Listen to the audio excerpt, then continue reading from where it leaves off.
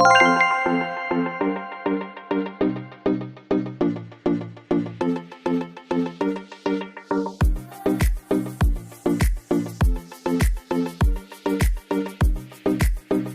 all.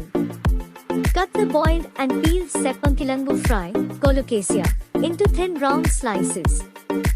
Add the sliced colocasia to the pan and stir to mix with sprinkle salt, turmeric powder, red chili powder, garam masala powder, cumin powder and pepper powder over the colocasia slices.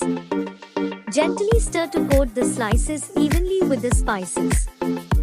Heat all in a pan over medium heat. Fry the colocasia slices for about 5 to 7 minutes or until they are golden brown and crisp. Serve the colocasia fry hot as a side dish with your favorite meal.